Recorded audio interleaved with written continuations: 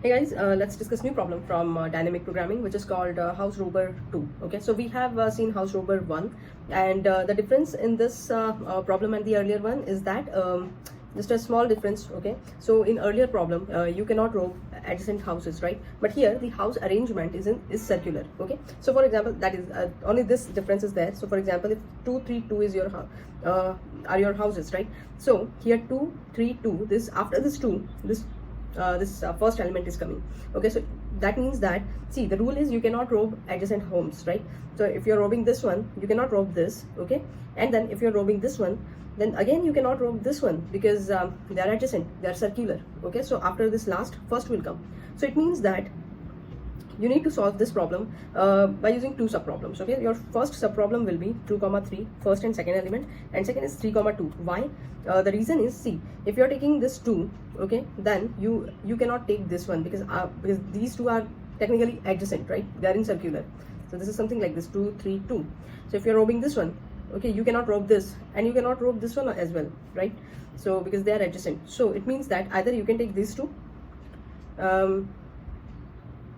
means your problem will be something like this, either this 2 or 3 comma 2. Okay, so now here the answer will be 3, right? Means you will find the maximum answer from here, which is 3, maximum answer from the second one, which is 3, and whatever is maximum between these two will be your answer. So 3 will be your answer.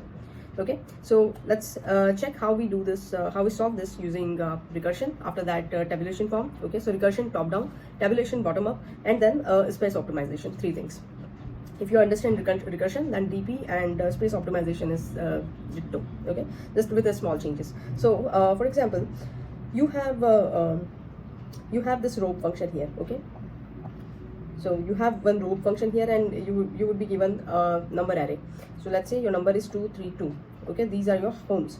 So now if you will first find n, what is the length of array, and after that if n equal to 1, this is your base condition. If n is equal to 1, in that case this element is your answer, right? So it means that return number of 0, correct? Otherwise you create two array, case 1 and case 2. I told you, right? You will divide that problem into two subproblems, where you will include the first element, and in second you will include the second last element. Okay, so in first you will not include last one, and in second you will not include first one.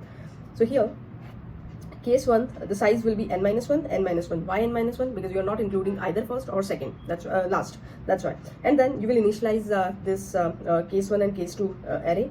Okay. So for first one, you are running loop from 0 to n minus 1, and for second you are running loop from 1 to n. Okay, less than n.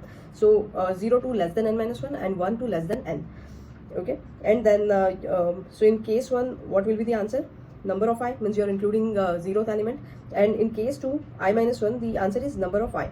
So it means you are not including last one.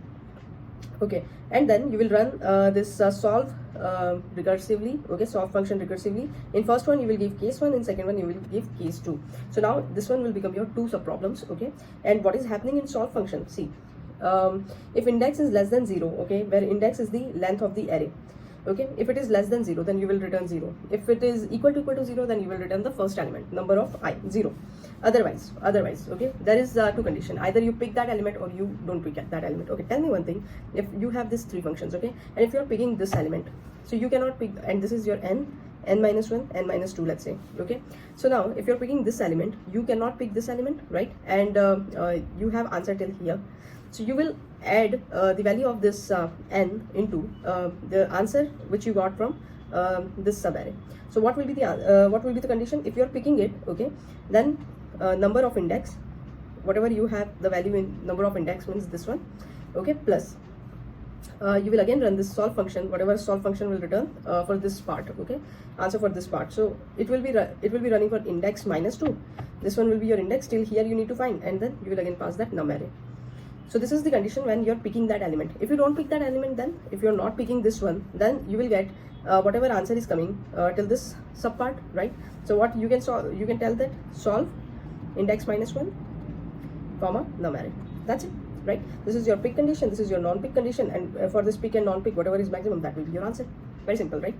Now let's see its tabulation changes. Okay, so tabulation is same. You will create same two array, case 1, case 2. Okay, you will initialize it with the same way only, and then you will run this robe linear function for case 1 and case 2.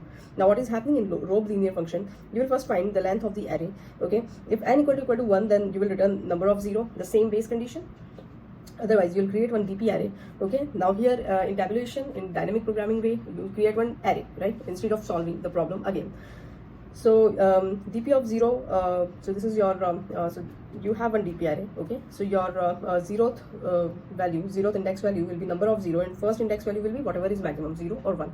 Okay, now from 2 to less than n, you're running the for loop, and you're again checking two things, pick and non-pick. Okay, so for pick, what will be the condition? Number I plus whatever value you are getting from dpi minus 2. Otherwise whatever value you are getting for dpi minus 1, because for I you are not picking, right? And then at the end, whatever is maximum, that will be your answer. If you don't find it, then dp of n minus 1 will be your answer. Okay, so and if you wanted to do a space optimization, see here your in first one the time complexity was order of 2 to the power n. For tabulation bottom-up approach, which is the DP approach, dynamic programming, okay, first one was recursion, second one was dynamic programming. So here your complexity will be time complexity order n, space complexity will be order n. Okay, for this space optimization way, time complexity will be order n and space complexity will be order 1. See, we know that at the end we don't need entire DP array, we just need last two values. Okay, so those last two values you just initialize using previous one, previous two, what we did in our other programs, right, videos. And just change your this robe linear function according to that two variable. Otherwise rest is same, right? So that's it. Thank you.